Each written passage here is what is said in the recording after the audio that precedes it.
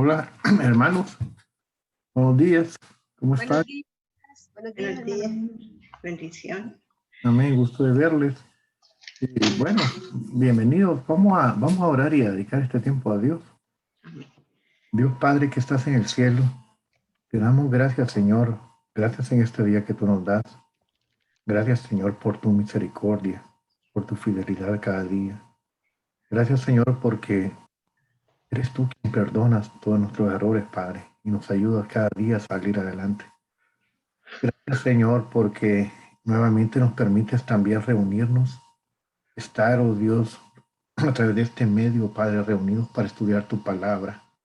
Señor, yo siempre te doy gracias por mis hermanos y siempre te pido, Señor, lo mismo, que así como ellos están poniendo este tiempo, Señor, y te están honrando, Padre, que también tú, Señor, conforme a tu palabra, dice que también tú los honres a ellos, Señor. Padre, que los honres en sus trabajos, en sus estudios, Señor, en su salud, Padre. Bendícelos, guárdalos, Señor. Gracias por este tiempo que tú nos vas a dar. Señor, te pido que sea un tiempo de bendición, que tu Espíritu Santo, Señor, se mueva con poder, que abra nuestros oídos espirituales, Padre. Y ayúdame, Señor, a poder entregar esta palabra bajo tu dirección, bajo tu unción, Señor. Te ruego por mis hermanos que no van a poder conectarse hoy, Señor. Te ruego por mi hermana Zulma, Señor, que se ha reportado enferma, Padre. Yo te pido en el nombre de Jesús, Señor, que tú pongas tu mano sobre ella. Tú sabes su condición, Padre, su dolencia. Yo te ruego en el nombre de Jesús, Señor, que seas tú sanándola, Padre. Señor, conforme tu palabra dice, Señor, que tú cargaste, oh Dios, en tu cuerpo, Señor, en tus heridas, Señor, fuimos sanos, Padre. Señor, gracias, oh Dios, por tu palabra y tus promesas. También te pido, oh Dios, por mis hermanos que tienen compromisos, oh Dios, de estudio, otros, Señor, compromisos de trabajo, otras actividades, y que no van a poder estar, Señor, que seas tú guardando también sus vidas y ayudándoles, Señor. Gracias, oh Dios, por este tiempo. Señor, también te pido, oh Dios, que quites toda distracción y toda interrupción, Señor, del enemigo. Padre, sea quitado, Señor, en el nombre poderoso de Jesús. Gracias, Señor, por este momento. Y en el nombre de Cristo, Señor, estamos en tus manos. Amén. Bueno, hermanos queridos, gracias por conectarse nuevamente. Y vamos a comenzar. Estamos siempre en la doctrina de escatología y estamos estudiando en uno de los eventos proféticos, el que más espera la iglesia cercano, ¿no? Que es el arrebatamiento. Y antes de eso, lo voy a pasar aquí, permítame, lo quiero que estoy. Bien, quería hacer como tal vez como un pequeño repaso de lo que habíamos visto y quería aquí, vamos a ver, hacer un repaso, pero hacerle unas tipo preguntas, a ver, de opciones, a ver que me las puedan ir contestando conforme ustedes las vayan, le voy a hacer la pregunta y me la contesta el que tenga la respuesta. Bien, fíjense. La primera pregunta tiene que ver con el arrebatamiento. Entonces, la primera, de lo que hemos estudiado, ¿no? El domingo pasado, vimos el arrebatamiento. Entonces, la primera opción dice, en el arrebatamiento, Cristo viene al monte de los olivos, reúne a la iglesia y luego ascienden al cielo. Fíjense, B, Cristo mismo llega hasta las nubes, los que vivimos somos transformados, luego los muertos en Cristo resucitan y nos reunimos en el aire con el Señor. C, Cristo no viene a la tierra, sino que envía a los ángeles a recoger a los escogidos. Y D, Cristo mismo llega hasta las nubes y los muertos en Cristo resucitan primero, luego los que vivimos somos transformados y nos reunimos en el aire con el Señor. Bueno, hermano, de esas cuatro opciones, ¿cuál tiene que ver con el arrebatamiento, en realidad. La D. La D. La B. Muy bien, la D. ¿Por qué no dijeron la B? Vamos a ver. Porque el orden es diferente. Muy bien, hermana Kenia. Excelente. Exactamente. La D. Bueno, fíjense. Vamos a la segunda pregunta. La Biblia promete que los creyentes no sufrirán la ira de Dios, de Satanás, del hombre o todos los anteriores. ¿Cuál será la respuesta? De Dios. La ¿Quién dijo de Dios? ¿Y quién dijo de Dios? No.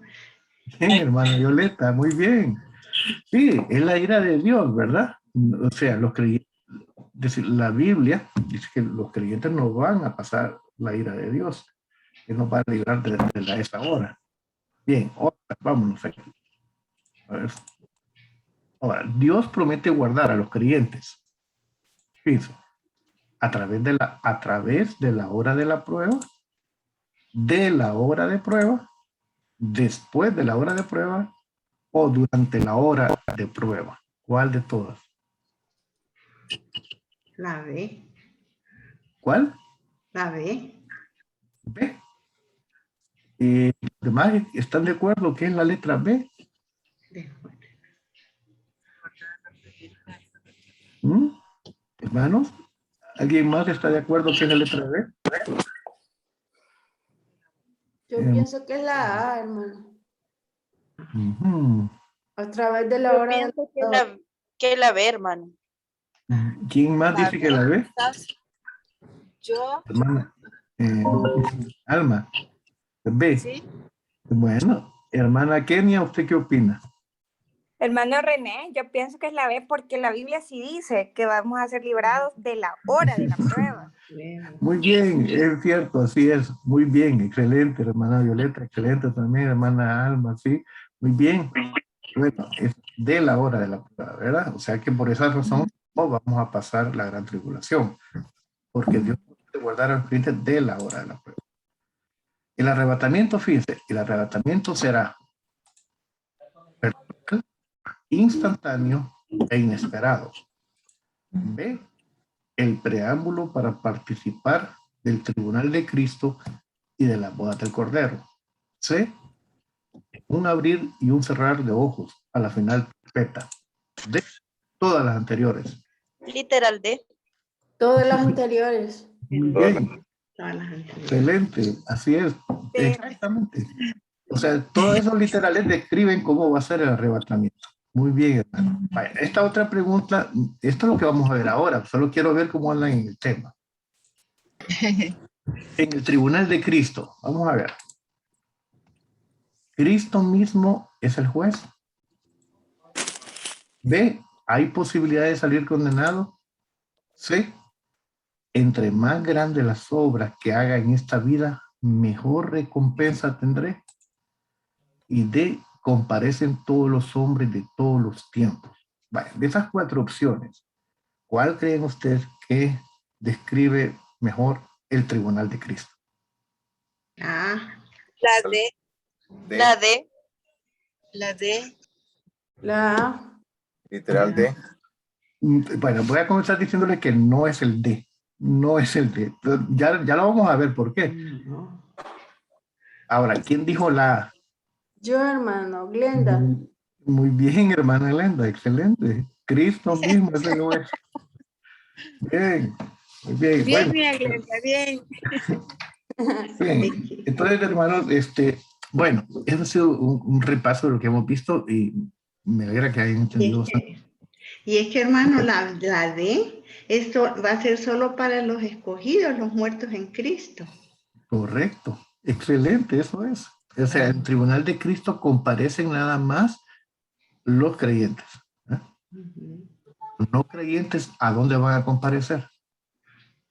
Tribunal de Cristo. Los no creyentes. Al trono blanco. Es correcto, al trono blanco. Exactamente, muy bien. Muy bien, hermanos. Bueno, entonces sigamos con lo que habíamos estado estudiando. hablamos del arrebatamiento. Pero ustedes se han dado cuenta que el pastor ha llevado como una secuencia los miércoles de las señales proféticas en torno al arrebatamiento de la segunda venida de Cristo. Entonces, es bueno que, digamos, puedan ustedes también ir viendo estos videos, porque, o si le han ido siguiendo el hilo de la exposición del pastor, pues van a ir enriqueciendo sus conocimientos. Bien, como aquí lo vamos a ver, enumerarlos, pero claro, el pastor los ha desarrollado bastante bien. Entonces, ¿cuáles son los eventos que la palabra nos advierte previo al arrebatamiento? Es decir, ¿qué eventos se van a dar o cómo va a estar el mundo previo al arrebatamiento? Es decir, en estos momentos, ¿verdad? Pensemos en estos momentos porque estamos en los postreros. La palabra de Dios nos enseña que por lo menos van a haber 5 eventos que se van a estar dando previo al arrebatamiento. Por un lado, el mundo va a estar en sus actividades diarias y normales, ¿verdad? El comercio, las comunicaciones, los deportes, los eventos. Va a ser el mundo estará en sus actividades diarias y normales, lo cual tiene mucha relación a que la gente permanece como indiferente ante el anuncio del evangelio. Otra, también es un tiempo de gran actividad misionera. Eso lo podemos ver ahora, ¿verdad? Hay una gran actividad misionera alrededor del mundo, de todas las denominaciones, ¿verdad? Bautistas, pentecostales, metodistas, de otras denominaciones también tienen una gran actividad misionera alrededor del mundo. Pero también la Biblia habla acerca de que en este tiempo va a haber apostasía y va a haber abandono de la fe. La apostasía es un pecado que solamente el creyente puede cometer. La apostasía. El incrédulo simplemente no cree, pero el apóstata es un creyente que renuncia. Conoce la palabra. La fe. Otra señal o otro evento es que va a haber un amor increíble hacia las riquezas y al materialismo, de lo cual Judas en su epístola nos va a hablar y ya lo vamos a leer. Y otro evento que también que tiene que ver, está relacionado con lo profético, es la restauración del pueblo judío. Si Israel no se hubiese todavía formado la nación, todavía estuviésemos muy distantes del arrebatamiento. Permítame, solo un segundito, hermano, porque se me olvidó conectarla. La computadora ya me marcó que necesita. Permítame un segundo.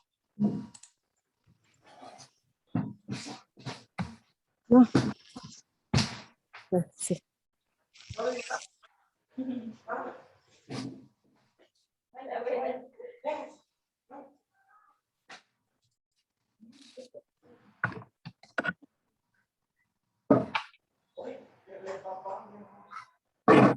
Bien, gracias. Tenía que conectarla. Bien, entonces, hermanos, pues digamos que estos 5 eventos que le acabo de mencionar son eventos que tienen que haberse dado o se advierten previo al arrebatamiento. Les decía, lo último es la restauración del pueblo judío, que es la señal suprema en realidad, ¿verdad? Y que reverdece, conforme el Señor habló acerca de la parábola de la higuera, reverdece en el año de 1948. Entonces, vamos a ver qué nos está hablando en cada uno de estos versículos. Mateo 24, 36 al 41. Vamos acá a ver. Dice así el Señor: pero del día y la hora nadie sabe, ni aun los ángeles de los cielos, sino solo mi Padre. Mas como en los días de Noé, así será la venida del Hijo del Hombre. Porque como en los días antes del diluvio, estaban comiendo y bebiendo, casándose y dando en casamiento, es decir, llevaban una vida normal, ¿no? Hasta el día en que Noé entró en el arca. Ahora, ¿qué es lo importante aquí? Que durante este tiempo que Noé estuvo preparando el arca, Noé, de la misma palabra, lo identifica como pregonero de justicia. Entonces, hubo de parte de Noé, el mismo hecho de que él construía el arca, era una señal de la venida, o del juicio, perdón, que el Señor traería sobre la tierra, y la gente permaneció indiferente. Así ahora, ¿verdad? La gente estaba escuchando el mensaje del Evangelio, se habla del arrebatamiento, se habla del juicio del Señor, pero la gente permanece totalmente indiferente. Versículo 39 dice, y no entendieron hasta que vino el diluvio y se los llevó a todos. Así será también la venida del Hijo del Hombre. Hermanos, estamos viviendo ese tiempo. Además, otro evento que tiene que ver con esto, como una señal que el Señor la puso de su venida, es que iba a haber una gran actividad misionera. Mateo 24:14 dice que, hablando el Señor Jesús, y será predicado este evangelio del reino en todo el mundo para testimonio a todas las naciones, y entonces vendrá el fin. Entonces, hermanos, está de parte del Señor este otro evento que se va a dar previo al arrebatamiento, y durante incluso la gran tribulación vamos a ver que va a haber predicación del evangelio, ¿verdad? Ya vamos a ver quiénes son los que van a estar predicando el evangelio. Entonces, son eventos que los podemos ver, o sea, la actividad misionera ha aumentado en el último siglo, ¿verdad? Por todo el mundo. Además, la comunicación ha permitido que el evangelio sea predicado en todos los lugares, de tal manera que se va a cumplir esta palabra de Dios literalmente. Otra cosa la encontramos en la apostasía, el abandono de la fe. Veamos aquí. 1 Timoteo dice, el Espíritu dice claramente que en los postreros tiempos algunos apostatarán de la fe, escuchando a espíritus engañadores y a doctrinas de demonios. Ahora, ¿quiénes son algunos? No son incrédulos que escuchan a espíritus engañadores. No, hermanos, es aquí donde tenemos que tener cuidado y orar a Dios y cimentarnos en la fe. Porque dice aquí que algunos apostatarán de la fe. Esos algunos son algunos creyentes. Porque esta epístola está dirigida a Timoteo. Y Timoteo como responsable local de la iglesia, ¿verdad? Entonces, de la iglesia en la cual pastoreaba. Entonces dice Pablo, algunos van a apostatar de la fe. Entonces la apostasía es un pecado que solo el creyente puede cometer. La apostasía es negar voluntariamente la fe en Cristo, negar voluntariamente la obra. ¿Qué más? Dice, escucharán a espíritus engañadores y a doctrinas de demonios. Entonces, esto lo estamos viendo, ¿verdad? Estamos viendo, bueno, hemos visto surgir incluso sectas que... Hermano, sí, hermano. perdón que le interrumpa. Sí. Una duda sobre todos estos acontecimientos y que si se asemeja a lo que le voy a preguntar sobre la apostasía y de los hermanos, pues, de los que creen en la fe, que puedan renunciar a esta fe. Se puede dar el caso de que renuncien a esta fe los que eran cristianos, los que son cristianos, a consecuencia de la misma hambruna que pueda haber, pues porque se me viene a la mente en este momento es de que pueda darse el momento en el cual ¿a qué le voy a dar yo más valor? ¿Si a mi fe o, ponérselo así, a un plato de comida? Por el hecho de que va a llegar un momento, no es que puede llegar, creo yo, si no me equivoco, usted me saca de esa equivocación si me equivoco, que va a haber una hambruna tan grande que si va a haber un momento, pues, en esa hambruna de que si yo niego mi fe, yo voy a tener, por ponerse un pequeño ejemplo, un plato de comida en mi mesa. Pero si yo niego mi fe, no sé si puede suceder ese tipo de cosas. Bueno, para responder la pregunta, va a haber dentro del periodo de la gran tribulación, va a haber lo que es la señal de la bestia, ¿verdad? La marca de la bestia, perdón, que es lo que va a permitir a la gente comprar y vender y hacer todo tipo de transacción, ¿verdad? El que no la tiene va a ser juzgado por el anticristo, ¿verdad? Durante la época de la gran tribulación. Ahora, quiere decir que va a haber gente que va a renunciar, o más bien va a haber gente que va a permitir ser marcada, ¿verdad? Durante la gran tribulación. Ahora, en este tiempo, hermano, Y la apostasía se refiere, sí, efectivamente, a renunciar a la fe, pero no veo yo que pueda darse una situación como que un creyente en este tiempo pueda renunciar a su fe por motivo de hambruna, pues, y que alguien pueda hacerse negar a Cristo por recibir un plato de comida. No sé, lo veo bien difícil. Tiene que ver más con tal vez renunciar a la fe por escuchar a espíritus engañadores que vienen a revelar o traen una revelación nueva que es mentira, que tiene que ver, probablemente tenga que ver en algunos casos, por ejemplo, pues tal vez con una enseñanza doctrinal errónea, como poner a Cristo como un ser tal vez no divino, con otras características humanas, cosas así, pues que la gente pueda creer, ¿verdad?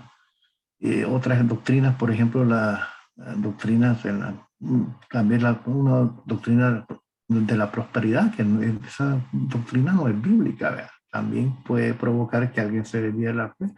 O alguien, un cristiano, por ejemplo, también puede creer hay cristianos que se han negado la deidad de Cristo o la deidad del Espíritu Santo y se han convertido en testigos de Jehová, ¿no? Otros se han convertido en mormones, cosas así. Pero yo, como el tema de una hambruna que vaya en este tiempo, antes del arrebatamiento, no sé, lo veo como bien difícil que un creyente así, pueda apostatar de esa manera, ¿no? No sé. Más que todo se refiere al tema de la parte de lo que van a ser sellados por el anticristo. No se tomaría desde este punto de vista como se lo he explicado, sino que más que todo en la parte del sello que vamos a tener del anticristo. Sí, y eso en durante la gran tribulación, en el periodo en el cual la iglesia ya no va a estar sobre la tierra, ¿verdad? Entonces, durante la gran tribulación, el que no es sellado por el anticristo, no permite ser sellado, va a sufrir pena va a ser juzgado, ¿no? Ya lo vamos a ver más, un poquito más cuando lleguemos al tema de la gran tribulación, ese tema, pero así no creo que en este tiempo, pues hermano, pueda darse algo así, ¿verdad? Pero pienso que la apostasía viene por negar la fe al negar a Cristo y a su obra expiatoria. ¿Verdad? Más que todo, no, tal vez no por un plato de comida o algo así, no lo veo yo en este momento, pues. Bien, pero está bien, gracias hermano por la pregunta. Vamos a continuar entonces aquí. Vámonos acá. Decía que va a haber un tremendo amor por las riquezas y el materialismo, ¿no? Por ejemplo, en Judas 17, versículo 17 y 18 dice así: pero vosotros, amados, tened memoria de las palabras que antes fueron dichas por los apóstoles de nuestro Señor Jesucristo, los que os decían, en el posterior tiempo, que es ahora, habrán burladores que andarán según sus malvados deseos. Entonces, ¿qué es esto? La Biblia advierte que va a haber un tremendo amor por las riquezas y por el materialismo, ¿verdad? Entonces, acuérdense, esto en el contexto también dentro de la misma iglesia, ¿no? Y por último les decía, una de las mayores señales es la restauración del pueblo judío. Vean ustedes cómo viene la revelación en Ezequiel 37. Dice así: y les dirás, así ha dicho Jehová, el Señor, he aquí, yo tomo a los hijos de Israel de entre las naciones a las cuales fueron, y los recogeré de todas partes y los traeré a su tierra, y los haré una nación en la tierra, en los montes de Israel, y un rey será a todos ellos por rey, y nunca más serán dos naciones, ni nunca más serán divididos en dos reinos. Entonces, aquí estamos en presencia de una profecía de dos tiempos, ¿verdad? Una en la cual, en la primera parte, el Señor reúne a la nación, y la segunda parte en la cual establece un rey que va a ser por rey a todos ellos. ¿Cuándo se va a cumplir la segunda parte? En el milenio. Pero estamos en la presencia de que la primera parte de esta profecía ya se cumplió. Y es cuando el Señor ya establece la nación de Israel nuevamente sobre la tierra. Y vemos, y lo estamos viendo, ¿verdad? Cómo van emigrando de diferentes partes del mundo, israelitas volviendo a Israel, ¿verdad? Aún en tiempos de conflictos. Se vuelven a Israel, ¿verdad? A defender a su nación y a defender su tierra. Entonces, estamos delante de nuestros ojos esta evidencia que se le ha llamado la señal suprema. También de esto mismo habló el Señor Jesucristo en Mateo 24, 32, 33, cuando dijo en la parábola de la higuera. Dice, cuando ya su rama está tierna y brotan las hojas, sabéis que el verano está cerca. Así también vosotros, cuando veáis todas estas cosas, conoced que está cerca a las puertas. ¿Ya? Entonces, la higuera es una referencia a Israel, ¿verdad? Y esa rama que está tierna y que brotan las hojas es precisamente el reverdecimiento de Israel, que tiene que ver como el surgimiento de un estado, que como hemos dicho, y aquí reverdece en el año de 1948. Es decir, imagínense ustedes, prácticamente durante 1900 años, Israel permaneció dispersa por la nación por todo el mundo, ¿verdad? Durante 1900 años no perdieron su identidad como nación, guardaron su fe como pueblo judío, creyente en un solo Dios, con la ley de Moisés. O sea, imagínense cómo un pueblo disperso durante 1900 años podía lograr mantener eso. Eso es una obra únicamente de Dios, ¿verdad? Y que después de 1900 años vuelvan a unirse en lugares que el Señor les ha dado, definitivamente es una señal literalmente que la palabra de Dios se cumple. Entonces, estamos en la presencia de estas señales, hermanos. Entonces, hay muchas más, más evidencias que el pastor Lisandro las va profundizando cada miércoles, ¿verdad? Él profundiza cada una de las señales y las explica muy bien. Así que si quieren, yo les recomiendo seguir la secuencia, todo lo que el pastor está explicando los días miércoles, para que ustedes puedan ahondar sus conocimientos y también su fe. Bien, hermanos. Entonces, digamos que tenemos estas evidencias. Ahora, volvámonos entonces, estamos ahorita en la dispensación de la gracia, dijimos, ¿verdad? Estamos esperando este evento profético que es el arrebatamiento. Ahora, ¿cuándo dijimos que comenzó la dispensación de la gracia? Con la obra expiatoria de Cristo y la venida del Espíritu Santo en Pentecostés. De hecho, los teólogos llaman a esta dispensación también la era del Espíritu Santo. ¿Por qué? Porque el ministerio es el ministerio del Espíritu Santo sobre la iglesia, ¿verdad? Habita el Espíritu dentro de la iglesia y guía a la iglesia, dirige a la iglesia y incorpora a los nuevos creyentes a la iglesia, convence al pecador, ¿verdad? También detiene a Satanás. Entonces, digamos, estamos en la era del Espíritu Santo. Y ¿hasta cuándo vamos a estar en la dispensación de la gracia? Bueno, ¿o qué evento va a marcar dentro de la dispensación de la gracia? Un evento importantísimo, decíamos, que es el arrebatamiento. Bien, el arrebatamiento es de la iglesia. ¿Y qué es lo que sucede? Que la iglesia es trasladada de la tierra al cielo. ¿Y qué es lo que va a suceder en el cielo? Ven, van a darse dos eventos. Una vez la iglesia es trasladada al cielo, se van a registrar el tribunal de Cristo en primer lugar y en segundo lugar la boda del Cordero. Ahora, ¿y qué va a suceder en la tierra? Bueno, en la tierra van a ver, mientras en el cielo se está dando esos dos eventos, en la tierra van a ocurrir lo que conocemos como la gran tribulación, que va a ser por un periodo de 7 años. Entonces, perdón, ¿qué hice? Ups, Dios mío, ¿qué toqué? ¿A dónde estoy? Ni usted sabía que existía eso, hermano. Ahí está. Ok. Ok, entonces aquí está. Entonces, vamos a ver. Oh, aquí es la cosa. Entonces, aquí estamos. Realizado el arrebatamiento. Bueno, entonces, se da en la tierra, les decía, la gran tribulación. Ahora, volviendo al tema del arrebatamiento, en el cielo se van a dar dos acontecimientos. El tribunal de Cristo, todos los creyentes comparecemos al tribunal de Cristo, es decir, es la iglesia que comparece ante el tribunal de Cristo y inmediatamente la iglesia comparece al tribunal de Cristo en el cielo siempre, viene lo que se conoce como la boda del Cordero.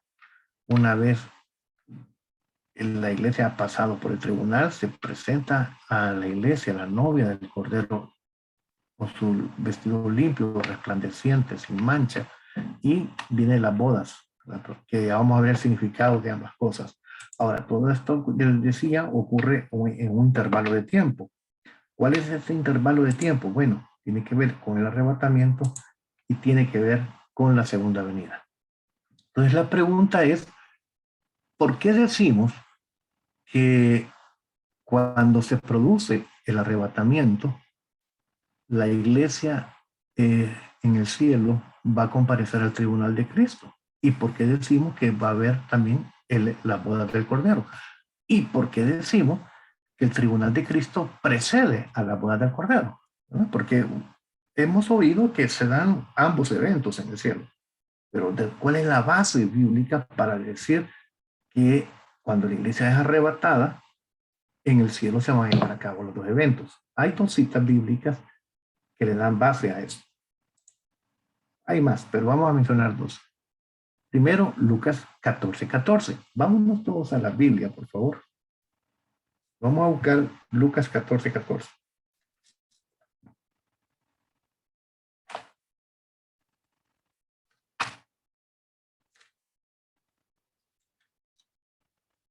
Hermana Violeta, ¿podría leer usted Lucas 14:14?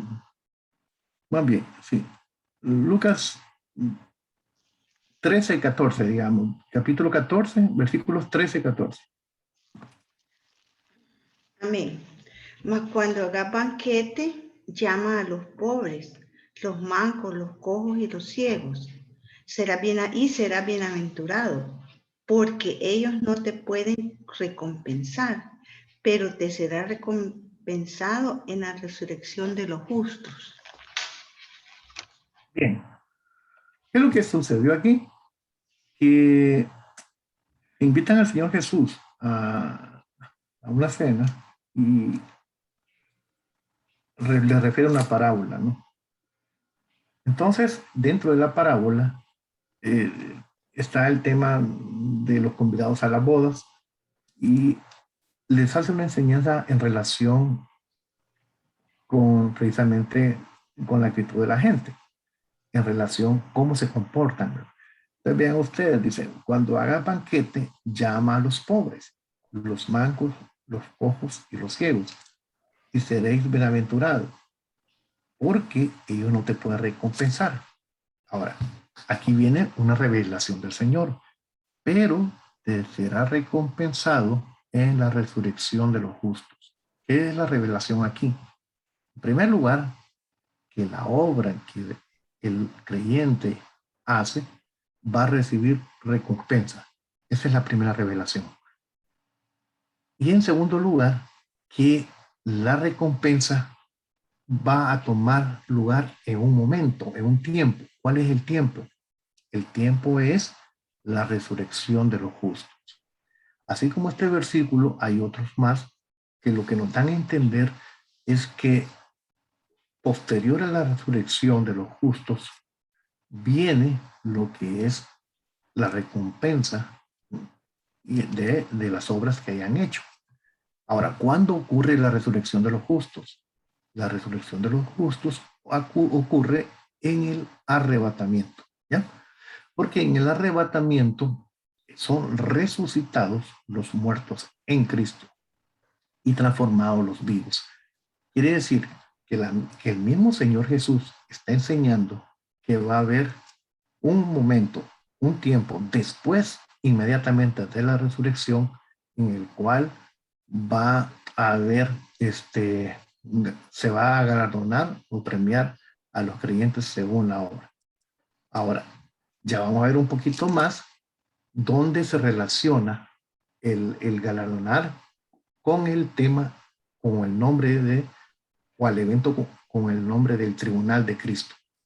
Entonces, de ahí que la misma palabra nos enseña que inmediatamente después del arrebatamiento viene lo que es el tribunal de Cristo en la iglesia. Ahora, ¿por qué decimos que también se va a dar el evento de la boda del Cordero? Bueno, hay otra cita bíblica. Vámonos para Apocalipsis 19:8. Apocalipsis 19:8.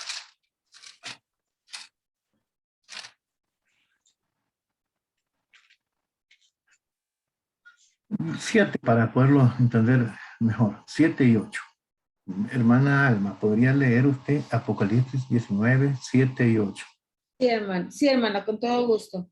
Gocémonos y alegrémonos y démosle gloria, porque han llegado las bodas del Cordero y su esposa se ha preparado. Y a ella se le ha concedido que se vista de lino fino, limpio y resplandeciente, porque el lino fino es las acciones justas de los santos. Bien. Entonces, fíjense bien, las acciones justas de los santos es la vestidura de la iglesia, que es la esposa del Cordero. Ahora, ¿en qué momento se determina que esas acciones son justas y que constituyen las vestiduras de la iglesia? Aquí, en el tribunal de Cristo. Comparecemos al tribunal de Cristo. De tal manera que cuando la iglesia ya se presenta con sus vestiduras limpias, de lino fino, limpio y resplandeciente, la iglesia, para que pueda estar vestida así, ya ha pasado por el tribunal de Cristo. Entonces, de ahí que los teólogos interpretan que las bodas del Cordero ocurren posteriormente al tribunal de Cristo y siempre en la esfera celestial, ¿verdad? Entonces, esto viene, ¿por qué nosotros decimos que va a darse el tribunal de Cristo en el cielo inmediatamente después del arrebatamiento? Bueno, hay citas bíblicas en que el Señor mismo lo revela que sucede más bien después de la resurrección. Y en segundo lugar, que ¿cuándo ocurre la boda del Cordero? Inmediatamente después del tribunal de Cristo, porque la iglesia ya está vestida con lino fino y limpio, que son las acciones justas. Y la calificación, ¿quién va a decidir que son justas? Es Cristo mismo en el tribunal. Bien, esto es como digamos, la introducción para que vayamos entendiendo esto del tribunal de Cristo y de la boda del Cordero. Ocurre, acuérdense, inmediatamente después del arrebatamiento y antes de la segunda venida de Cristo. ¿Por qué decimos que ocurre antes de la segunda venida de Cristo? Porque en la segunda venida de Cristo, él viene acompañado de los ejércitos celestiales. Y dentro de los ejércitos celestiales, por supuesto, viene la iglesia, ¿verdad? Todos vestidos con sus vestiduras blancas. Entonces, por esa razón también se dice que ocurre entre el arrebatamiento y entre el arrebatamiento y la segunda venida. Posterior al arrebatamiento viene el tribunal de Cristo, la boda del Cordero, y en su segunda venida ya viene la iglesia como la esposa del Cordero, ¿verdad? A reinar con el Señor sobre la tierra. Bien, entonces, hermanos, vamos a ver aquí que nos enseña la palabra acerca de qué es eso del tribunal de Cristo. Vamos a leer Romanos 14, 10, 12 y 2 de Corintios 5, 10. Porque Pablo habla acerca del tribunal de Cristo y vamos a ver cómo lo explica y cuál es la razón de utilizar esa expresión. Vámonos aquí. Romanos 14, 10, 12. Dice, piense bien. Pero tú, dice, hablándole a un creyente, ¿verdad? ¿Por qué juzgas a tu hermano? O tú también, ¿por qué menosprecias a tu hermano? Oiga, porque todos compareceremos ante el tribunal de Cristo. ¿Verdad? Está subrayado en amarillo. ¿Qué se refiere eso del tribunal de Cristo? Ya vamos a ver. Porque escrito está, vivo yo, dice el Señor, que ante mí se doblará toda rodilla y toda lengua confesará a Dios. De manera que cada uno de nosotros dará a Dios cuenta de sí. Segunda de Corintios 5:10.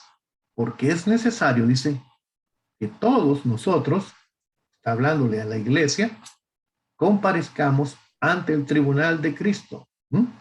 Aquí dice, todos compareceremos, y aquí es que es necesario que todos comparezcamos ante el tribunal de Cristo, para que cada uno reciba según lo que haya hecho mientras estaba en el cuerpo, sea bueno o sea malo. Ok.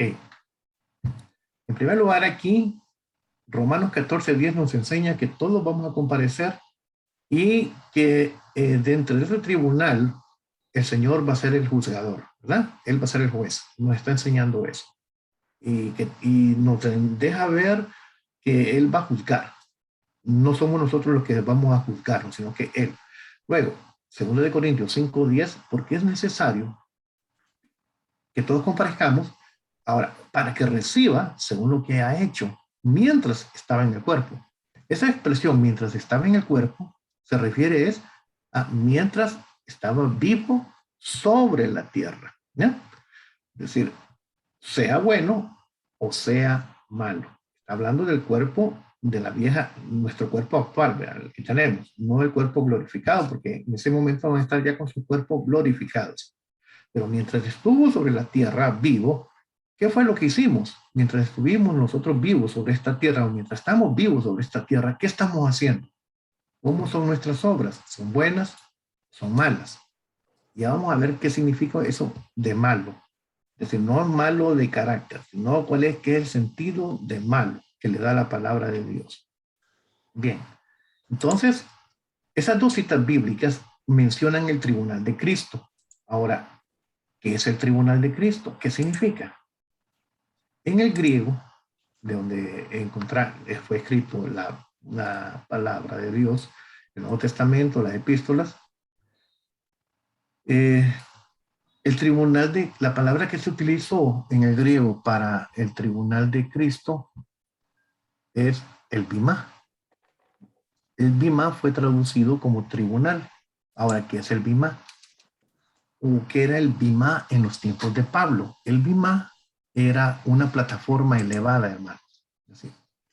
En los Juegos Olímpicos había una plataforma en la que se sentaba el juez, y delante de esa plataforma, que estaba más elevada que la pista o de la arena donde ellos competían, estaba en una posición más alta, ahí ante él llegaban los jugadores o los atletas para ser condecorados o recompensados. De tal manera que viene Pablo y, conociendo la cultura griega, utiliza esa figura de los Juegos Olímpicos del bimá para hacernos entender qué es lo que va a ocurrir en el cielo. Es decir, así como en la tierra los jugadores, los atletas participaban en una competencia y comparecían delante del bimá, del juez, así en el cielo los creyentes, dice Pablo, vamos a comparecer al bimá de Cristo. Es decir, vamos a pasar delante del Señor para que nuestras obras sean recompensadas, galardonadas, sean buenas o sean malas. Bien, está claro. Bimá, lo que el significado era una plataforma elevada, ¿ya? Ahora bien, vámonos aquí y vamos a ver un poquito más. ¿Cuál es el propósito entonces del tribunal de Cristo?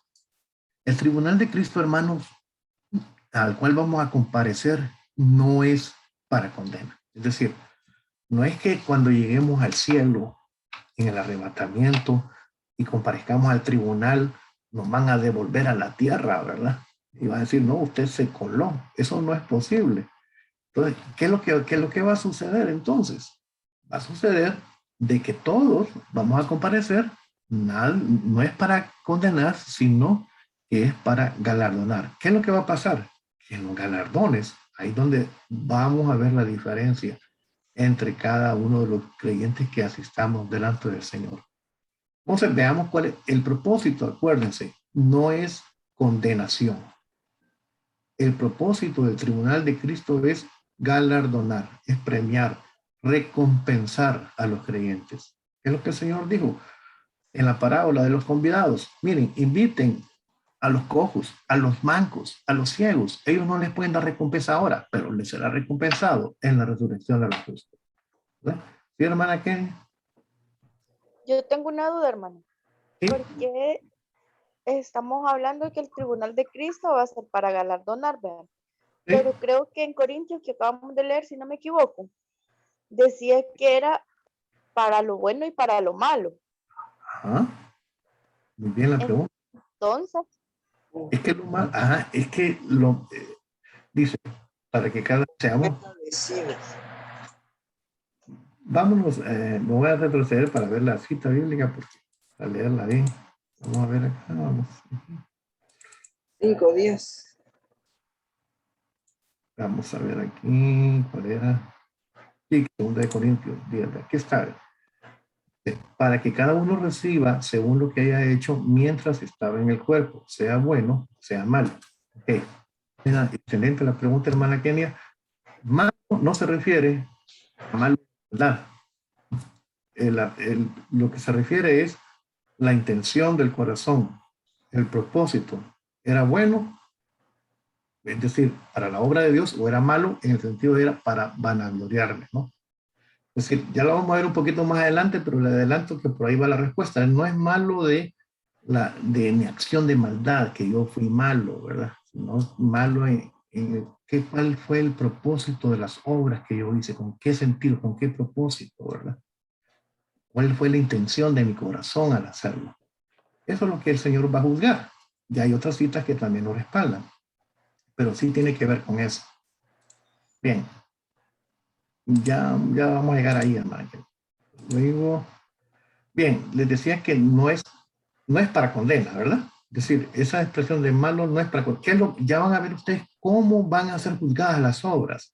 Se van a clasificar las obras en oro, plata y oro, madera, heno y hojarasca. Entonces dice el Señor que van a ser comprobadas como por fuego lo que hemos hecho. Entonces, unas obras se van a quemar, otras no, ¿verdad? Y ahí es donde viene la recompensa. Bien, ya vamos a ver todo esto. ¿En qué tiempo va a ocurrir? Bueno, ya lo leímos un poquito, pero vamos a volverlo a leer. ¿Cuándo ocurre el tribunal de Cristo? Ocurre inmediatamente después de la resurrección, ¿verdad? Dijo también al que le había convidado, cuando hagas comida o cena, no llames a tus amigos, ni a tus hermanos, ni a tus parientes, ni a vecinos ricos, no sea que ellos a su vez te vuelvan a convidar y sea recompensado.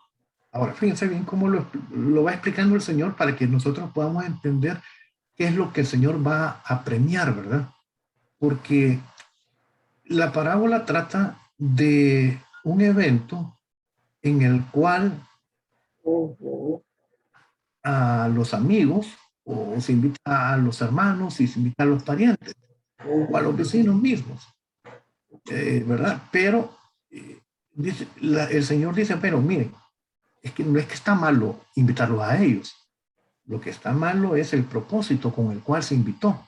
Porque el que invita al amigo, al pariente, al vecino, está esperando que volver a ser convidado o a tener de parte de los convidados un trato favorable en el futuro, ¿verdad?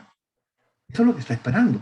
Pero el Señor lo que les dice es, en el versículo 13, más cuando hagas banquete, llama a los pobres, los mancos, los cojos y los ciegos, y serás bienaventurado, porque ellos no te pueden recompensar, pero te será recompensado en la resurrección de los justos.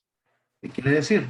La intención del corazón. Es decir, era en realidad ayudar al que no tiene, o en realidad era sembrar para recibir, ¿verdad? Eso era lo que estaba explicando el Señor. Entonces, tiene que ver con la intención del corazón.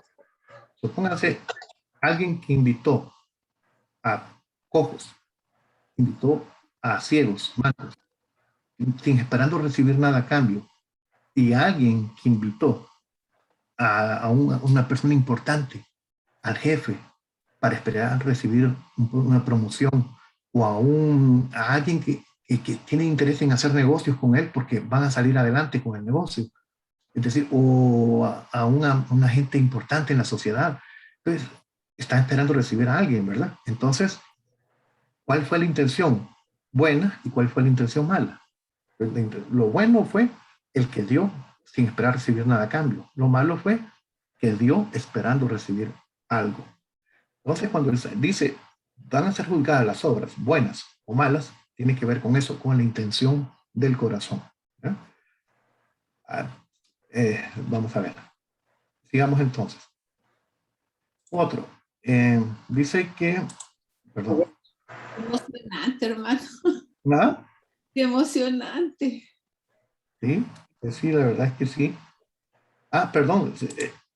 La otra cosa, es que era el tiempo, ¿verdad? Lo estábamos viendo en el tema de la justicia. Entonces, ¿cuándo va a ocurrir entonces? ¿Por qué? Acuérdense, esto es bien importantísimo, ¿verdad? ¿Por qué decimos que el tribunal de Cristo ocurre después de la resurrección? Porque Jesús lo dijo. Aquí lo dijo claramente. Te será recompensado en la resurrección de los justos. Quiere decir que la resurrección de los justos es el evento que va a permitir la recompensa de los creyentes. ¿Y qué se va a recompensar? Las acciones, ¿verdad? Van a ser declaradas justas o simplemente van a recibir su calificación de acuerdo a lo que el Señor dijo. Bien, vámonos entonces aquí. Sigamos acá. ¿Sí? ¿Dónde van a ser entregadas las coronas? Sí, claro que sí. Solo que se me adelantó 2 pasos. Espérenme, ya vamos a llegar. Ya casi. Bueno, Tiempo. lugar. ¿Dónde ocurre el tribunal de Cristo? El tribunal de Cristo no ocurre en la tierra, ¿verdad? ¿Por qué no ocurre en la tierra? Porque ocurre, es con la iglesia y la iglesia ha sido arrebatada. Y inmediatamente después de la resurrección, la iglesia arrebatada ocurre en la esfera celestial, ¿verdad? El juicio del gran trono blanco sí ocurre sobre la tierra, pero aquí lo encontramos en la esfera celestial, el tribunal de Cristo. Primera de Tesalonicenses 4:17, vean cómo lo explica. Dice, luego nosotros los que vivimos, los que hayamos quedado, seremos arrebatados juntamente con ellos, los vivos, nosotros con los que resucitaron, en las nubes para recibir al Señor en el aire. Y así estaremos siempre con el Señor. Es decir, es en la esfera celestial donde se va a llevar a cabo, en el tercer cielo, donde se va a llevar a cabo el tribunal de Cristo. Importantísimo también saberlo. Luego, ¿quién va a ser el juez? Cristo. Cristo mismo va a ser el juez, ¿verdad? Es decir, por eso decía Pablo allá en Romanos, ¿y tú por qué juzgas a tu hermano? ¿No? Al final sí es Cristo el juez y todos vamos a comparecer al tribunal. Pues bien, es decir, dejémoslo, las intenciones del corazón, dejémoslas a Cristo. Es decir, aquel hermano yo creo que lo hace porque quiere salir. Él quiere hacerse esto. No, dejémosle, mejor nosotros no juzguemos a los hermanos, dejémosle el juicio a Cristo en el tribunal de Cristo. Ahí se va a ver. Bien, ¿ustedes qué dicen Juan 5:22? Hablando Jesús, el Padre dijo, a nadie juzga, sino que dio todo el juicio dio al Hijo. Entonces, es el Hijo quien juzga. Y Pablo lo confirmó así, ¿va? El bimá de Cristo, es decir, la plataforma elevada donde Cristo se va a sentar y nosotros vamos a comparecer, hermanos, delante del Señor un día. Y Él va a exponer las intenciones de nuestro corazón. Si son buenas, fueron buenas. Bueno, sí, hermano. Disculpe, le interrumpe. Entonces, solo sácame la duda. Entonces no va a ser Dios quien va a juzgar, sino que Jesucristo el que va a sentarse en el trono. Es correcto. Le ha dado el juicio al Hijo. Correcto. Así es. Él va a estar solamente como observador, no va a intervenir en las decisiones de Jesucristo. Aquí lo dice claramente. El Padre a nadie juzga, sino todo el juicio dio al Hijo. Es que Cristo mismo va a estar juzgando. Así es. Gracias. Bien. Sí. Bien, hermanos. Vamos a hacer un receso aquí. Perdón, vamos a terminar esta lámina. Vamos a ver. ¿Quiénes van a ser los galardonados? Los galardonados no es el mundo, ¿verdad? ¿Quiénes son? Los creyentes nada más. No, es decir, los incrédulos no son galardonados en el tribunal de Cristo. Ahora, ¿cuáles las recompensas? La obra. Las recompensas tienen que ver con la obra. Ahora, la obra dice hecha, sea buena o mala. ¿Ves? Lo que les decía, la obra, buena o mala, se refiere a la calidad del servicio a Dios. Primera de Corintios 3, 11, 15. Vean. Dice, porque nadie puede poner otro fundamento que el que está puesto, el cual es Jesucristo. Y si sobre este fundamento, oiga, aquí ya viene la obra que cada uno va haciendo, ¿verdad? Todos somos creyentes, pero en nuestra vida cristiana, como creyentes, vamos edificando. Si sobre este fundamento alguno edificare oro, plata, piedras preciosas, madera, heno, hojarasca, la obra de cada uno se hará manifiesta. Fíjense bien, si ustedes se ponen atención, va en cuanto a valor, de mayor a menor, ¿verdad? Oro, luego viene la plata, piedra preciosa. Ahora, después de eso, ya no va con metales ni cosas de valor, sino va con cosas que tienen en común, que son combustibles y perecederas, madera, heno y hojarasca. La característica de eso es que pueden agarrar fuego. Entonces dice, la obra de cada uno se hará manifiesta, porque el día la declarará, pues por el fuego será revelada, y la obra de cada uno, cual sea, el fuego la probará. ¿Cómo va a ser el método que Dios va a utilizar? Aquí está utilizando una figura metafórica, ¿verdad? Que va a ser probada de una manera que va a revelar la verdadera intención que hubo en nuestro corazón, ¿verdad? Si la intención fue en realidad genuina o buscar ser visto. Porque siempre acuérdense que el Señor criticó de los fariseos que buscaban ser vistos por los hombres. Y entonces como que en la esfera espiritual eso al Señor no le agrada. Porque lo que uno tiene que hacer es que sea exaltado el Señor y no buscar nada a cambio.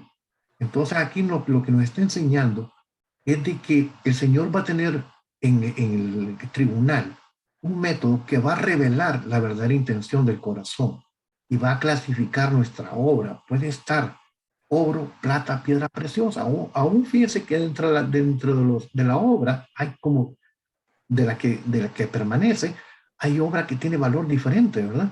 Y de la obra que desecha, que se consume, también hay obra que tiene valor, cosa que tiene diferente valor. Dice, si permaneciere la obra de alguno que sobreedificó, recibirá recompensas. Si la obra de alguno se quemare, dice, él sufrirá pérdida. Si bien él mismo, oiga, será salvo, aunque así como por fuego. Así como quien dice así, raspadito, no sé cómo lo decía en el colegio. Pasamos raspaditos de panzazo, ¿verdad? Pero ahí estamos, llegamos al final. Entonces, dice, va a juzgar el Señor. La obra, si es buena, recibe recompensa, y si se quema, sufrirá pérdida. No sirvió para nada, ¿ya?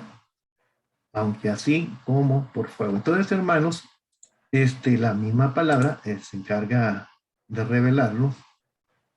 Perdón, ¿sí?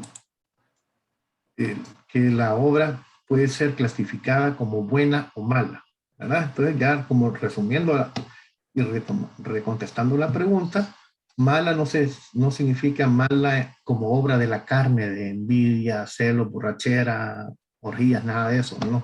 Mala se refiere a la calidad del servicio, ¿no? cuál fue la intención de nuestro corazón cuando lo hicimos. ¿Ya? ¿Será salvo? Dice, sí, pero sufrirá pérdidas. ¿Pérdida de qué? De recompensa, ¿verdad? Entonces, Hermano, sí, hermano. perdón que lo voy a interrumpir. No, dele, Entonces, está bien. básicamente, en este punto, lo que pienso yo y observo, no sé si estoy equivocado, es el hecho de con qué como dice usted, con qué intención nosotros prestamos nuestro servicio a Dios. Y si se refiere a intención, puede ser buscando nosotros un interés de parte de Dios, pues, pero dependiendo de qué tipo de interés sea lo que nosotros queremos con Él, Él así lo va a ver. Pues no sé si me equivoco, porque puede ser de que nosotros busquemos a Dios y sirvamos a Dios con un interés propio para nosotros, no como interés propio Totalmente. para Él. Sí. Vaya, por decir algo, O sea, que básicamente lo va a desechar si nosotros hacemos ese interés propio para nosotros, no para Él. Exactamente, de acuerdo a la calidad del servicio. Si fue para nuestra, pues se lo voy a decir así, si fue para vanagloriarnos nosotros, ¿verdad? O fue para para la obra de Dios, o fue para, por ejemplo, en el caso de los convidados a las bodas, ¿por qué invitamos a alguien importante a comer? Porque esperábamos que a su vez nos retribuyera o nos ayudara en esto, o sembramos algo para recibir algo a cambio, o fue porque en realidad la persona no tenía y a mí no me importaba que me diera nada a cambio. Yo lo que quería era que esa persona comiera simplemente, ¿verdad? Sin importar recompensa. Entonces, cuando uno ve la intención, es decir, cuando el Señor va a juzgar la intención del corazón. Exactamente. ¿Qué fue? ¿Por qué lo hice yo? ¿Por qué estoy sirviendo aquí en la iglesia en este ministerio? ¿O por qué participo en esto o cuando le doy a la gente, ¿verdad? Lo anuncio con bomba, platillo, estamos ayudando a X en esta obra, o lo hago en secreto. Es decir, esa intención tiene que ver con la intención del corazón genuino, ¿verdad? Que eso solo Dios lo sabe, y ahí es donde va a ocupar ese método que metafóricamente lo explica como el fuego consumiendo lo que es heno o hojarasca o madera, ¿verdad? O si es resistente, oro, plata y piedra preciosa. ¿Sí? Bien, vamos a seguir en 5 minutos. Hacemos el receso y ya nos conectamos en breve. Bueno.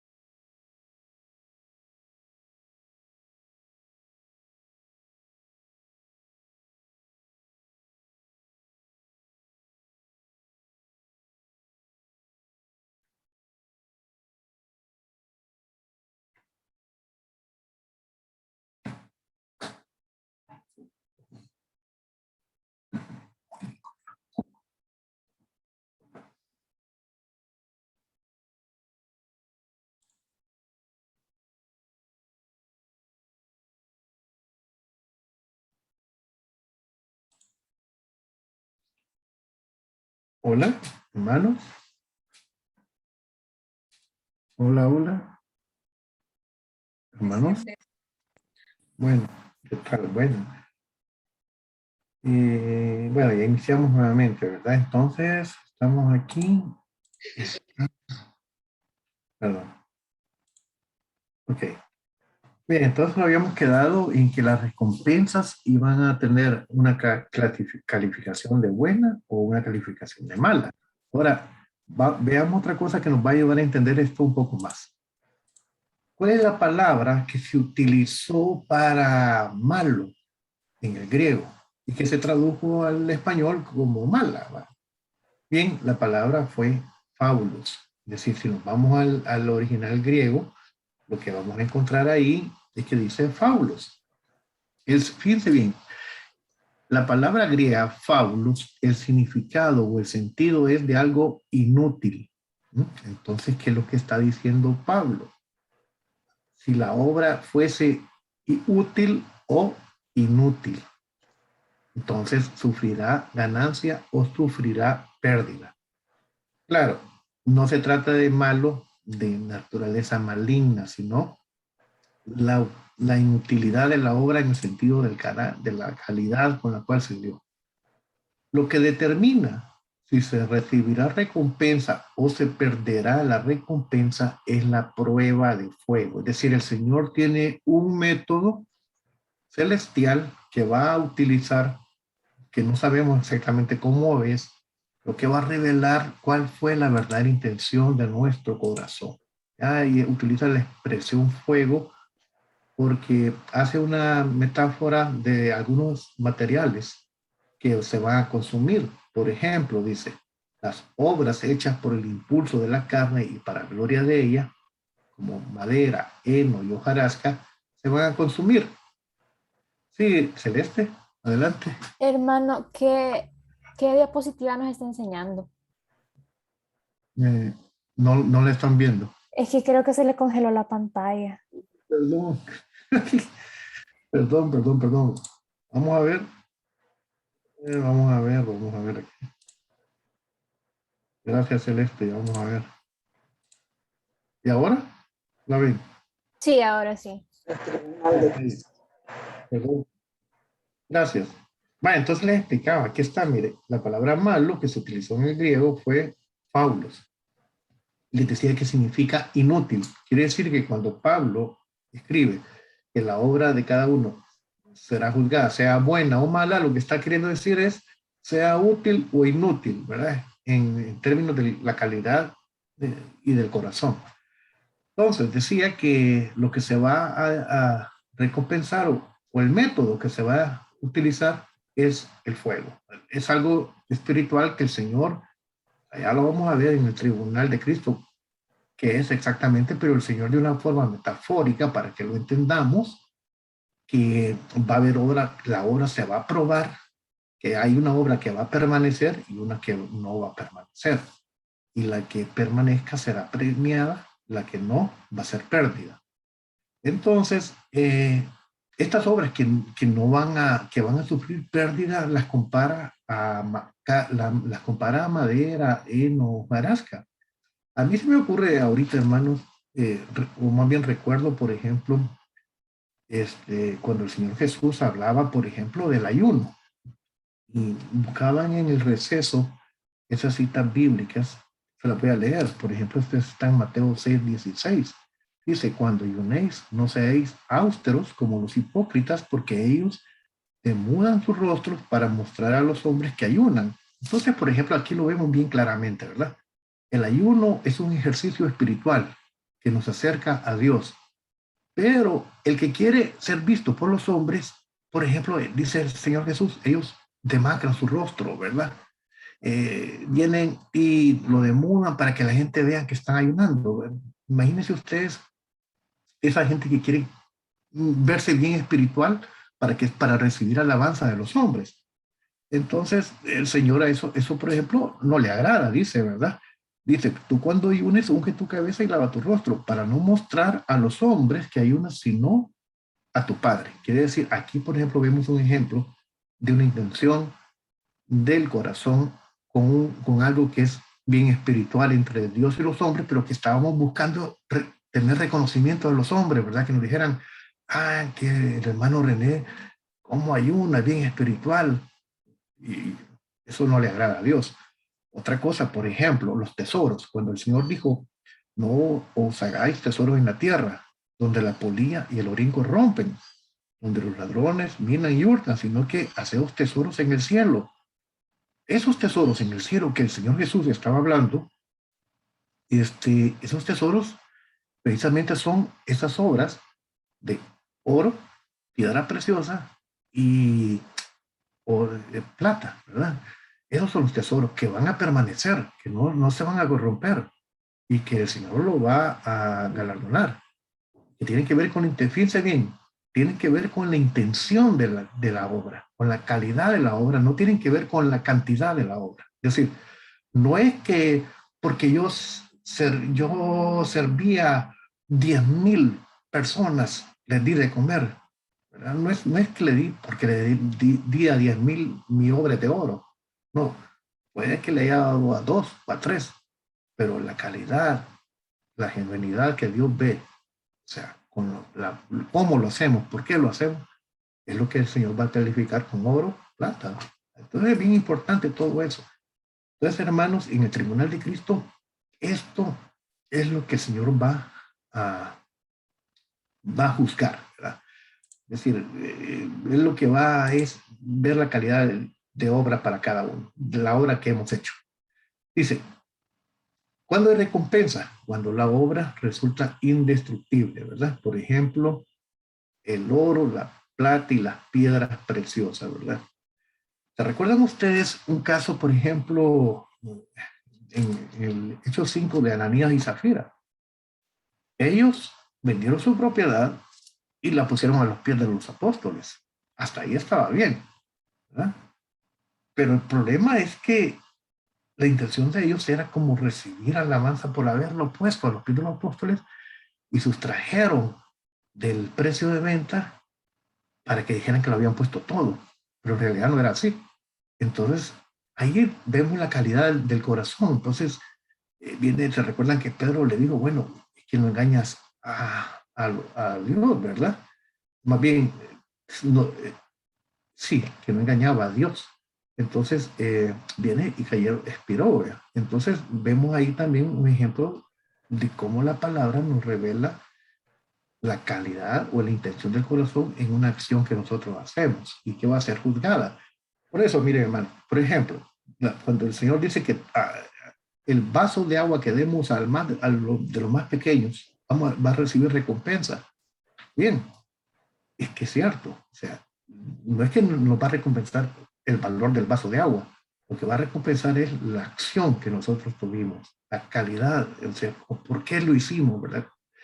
Eso es lo que mira el Señor en el corazón de nuestro, siendo creyentes. Bien, otra cosa. El tribunal de Cristo, en el tribunal de Cristo decíamos, no está en juego la salvación del creyente. ¿Bueno? No es que podamos perder la salvación. Ya lo dijo claro Pablo, ¿verdad? Dice, será salvo, dice. Así, dice, sufrirá pérdida, pero será salvo, así como raspadito, ¿verdad? Bien, vámonos a Romanos 8:1 también. Vean cómo lo explica. Ahora pues dice Pablo, ninguna, oiga, ninguna, ahí cero, no hay nada. Condenación hay para los que están en Cristo Jesús. Quiere decir que en la posición de Cristo y estando delante del tribunal, no hay posibilidad primero de ser condenado y ser condenado echado fuera, sino que es el propósito, lo que estamos reafirmando aquí, que el propósito del tribunal es precisamente galardonar, ¿verdad? Otro, dice, los que no andan conforme a la carne, sino conforme al Espíritu, ¿verdad? Bien, Juan 5:24, vean lo que dice. De cierto os digo, el que oye mi palabra y cree al que me envió, tiene vida eterna y no vendrá a condenación, mas ha pasado de muerte a vida. Entonces, hermano, y tenemos aquí también. El tribunal de Cristo nuevamente nos lo viene a reafirmar este versículo. El tribunal de Cristo no es para condenación, ¿ya? El que cree en Cristo no vendrá. No hay ninguna condenación, dice Pablo también en Romanos 8:1. Y segundo, vamos aquí, perdón, vamos a regresar después a este versículo. Luego, dice aquí, el propósito del Bimá es hacer una manifestación o revelación pública del carácter y motivos esenciales del individuo. Es decir, ahí se va a revelar que aquello que hicimos fue hecho para la gloria de Dios o lo que hicimos fue hecho para la gloria mía, ¿verdad? Para que René fuera exaltado y dijera, ay, el hermano René, qué bueno. O fue hecho para que Dios fuera exaltado. Entonces, tenemos la enseñanza ahí de la palabra. Vamos a ver cómo dice. Segunda de Corintios, ya lo vimos, ¿verdad? Pero volvámoslo a leer. Dice, para que cada uno reciba según lo que haya hecho mientras estaba en el cuerpo, sea bueno o sea malo. Bien. Otro. Las obras del creyente, uno a uno, serán sometidas a juicio. Lo que haya hecho mientras estaba en el cuerpo. Quiere decir, hermanos, que ahí en la esfera celestial, vamos a ver, imagínense qué tremendo, ¿verdad? Cada uno de nosotros esperando ahí pasar delante del tribunal de Cristo para determinar si nuestras obras fueron buenas o fueron malas, pero dándole gracias a Dios por estar en su presencia, ¿verdad? Siempre. Luego, las recompensas, ¿cuáles son? O cómo se llaman los galardones. La palabra de Dios habla al menos de 5, habla de un tipo de recompensas. A las recompensas se le llama las coronas, ¿verdad? Alguien dijo por ahí, vamos a recibir coronas. Sí. La recompensa que la palabra nos enseña que se recibirán serán coronas. En el griego, la palabra corona es estéfanos. Corona, fíjense bien, la corona a la que se refiere ahí no es corona como la del rey. La corona es más bien la guirnalda que se ponía en los Juegos Olímpicos, ¿verdad? Que era en forma circular alrededor de la cabeza. Esa guirnalda se le llamaba estéfanos, que se tradujo como coronas al español. Y no la debemos de confundir con la corona de la realeza, por ejemplo. En Apocalipsis 19:12 se mencionan diademas, ¿verdad? Que el Señor viene con coronas también, que son diademas. Pues esa expresión, en el griego, la corona se llama diadema. La corona de realeza es la diadema, que normalmente aquí a la mujer le ponen la diadema, la que le ponen en el pelo para sujetársela. Pero en el griego es la corona del rey. Entonces no debemos de confundirlo. ¿Cuál es la recompensa que vamos a recibir? Son coronas, ¿verdad? ¿Y cuáles son esas? Bueno, fíjense bien. La palabra de Dios habla al menos de 5 coronas y relacionadas con 5 aspectos que van a ser recompensados por el Señor. Por ejemplo, los que tienen que ver con la naturaleza nuestra también, con la intención del corazón. Por ejemplo, cuando luchamos con nuestra vieja naturaleza y logramos por el Espíritu Santo someterla, esa vieja naturaleza, y lograr dominio sobre ella. Entonces la palabra de Dios nos enseña que vamos a recibir una corona que se llama incorruptible. ¿Cuál es la corona incorruptible? Es para los vencedores. ¿Cuáles son los vencedores? Los vencedores son los que han obtenido dominio sobre su viejo hombre. Vamos a ver aquí como lo dice en 1 Corintios 9:25. Dice, ¿no sabéis que los que corren en el estadio, todos a la verdad corren, pero uno solo se lleva el premio? Todo aquel que lucha, de todo se abstiene, ellos a la verdad, para recibir una corona incorruptible, pero nosotros una incorruptible. Entonces, fíjense bien, esta es una metáfora que utiliza Pablo. Pone el ejemplo de un corredor en el cual solo uno se lleva el premio, y ese corredor y un luchador. El luchador dice, para poder ganar, se abstiene de todo, ¿verdad? Entonces, estos luchadores están obviamente buscando recibir un reconocimiento por haberse abstenido de todo y haber triunfado. Ellos reciben una corona corruptible. Pero así como ellos reciben una corona corruptible por haber luchado y haberse abstenido y haber triunfado, nosotros en la parte espiritual, Dios nos está prometiendo una corona incorruptible. ¿Para quiénes va a ser esa corona incorruptible? Para aquellos que hemos luchado día a día con ese viejo hombre, ¿verdad? Y que en nuestro corazón nos hemos propuesto, con la ayuda del Espíritu Santo, a dar la buena batalla cada día. Entonces, vamos a recibir lo que la palabra de Dios llama la corona incorruptible. Ese es para los vencedores, ¿verdad? Entonces, tiene que ver con, acuérdense, la intención del corazón siempre, ¿verdad? Otra corona que la palabra de Dios nos tiene reservada. Vayan viendo aquí cuál corona les va a tocar. Yo estoy seguro que 5 coronas se van a llevar todos aquí. Entonces, hermanos, otra corona que van a recibir es la corona de gozo. Vamos a ver. Imagínense los ganadores de almas. Primera de Tesalonicenses 2:19 dice, porque ¿cuál es nuestra esperanza o gozo o corona que me gloríe? No lo sois vosotros delante de nuestro Señor Jesucristo en su venida. O sea, para Pablo, la corona, la llama como la corona de gozo, está asociada con ganar almas.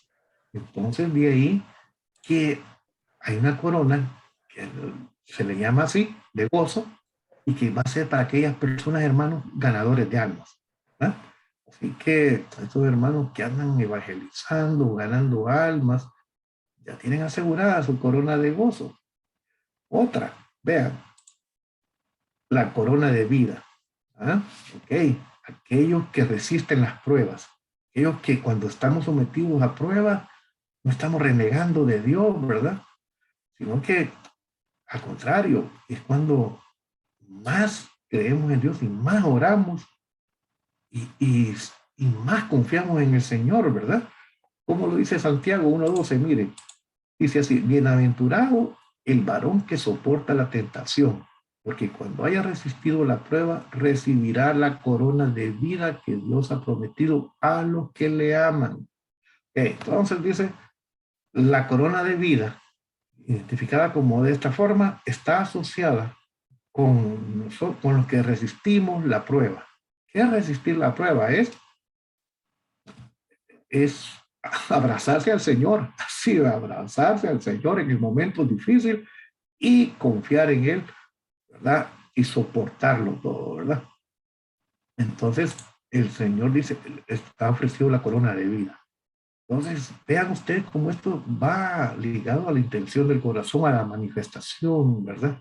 Es lo que, cómo vamos actuando. El Señor nos va ofreciendo recompensas. Otro, la corona de justicia. Hermanos, aquí hay coronas que mínimo, por lo menos 2 coronas tenemos que llevarnos cada uno, pues. Vean esta corona de justicia para los que aman su venida. Aquí está obligado, hermano, el que no la tenga, le pongo 4. No, es que todos que tenemos que tenerla. Miren cómo lo dice Pablo, 2 de Timoteo 4:8. Por lo demás me está guardada la corona de justicia, la cual me dará el Señor juez justo en aquel día, y no solo a mí, sino también a todos los que aman su venida. O sea que, hermanos, esta corona es obligatoria, ¿verdad? Para los que aman su venida, las vamos a tener, la corona de justicia. Y, por supuesto, hermanos, la corona de gloria. Veamos qué dice para los que sirven en la predicación y en la enseñanza. Primera de Pedro 5:2-4. Dice, La suya, hermano. Primero Dios. Amén. Ganadísima ya. Dice, apacentar la grey de Dios que está entre vosotros, cuidando de ella, no por fuerza, sino voluntariamente, no por ganancia deshonesta, sino con ánimo pronto, no como teniendo señorío sobre los que están a vuestro cuidado, sino como siendo ejemplos de la grey. Fíjense que, me encanta cómo escribe Pedro, porque si se dan cuenta, lo escribe desde la perspectiva de qué es lo que estamos buscando y qué es lo que debe ser. Dice, no teniendo señorío, sino siendo ejemplos. Es decir, ¿qué es lo que buscamos? ¿Señorío? ¿O qué es lo que debe ser?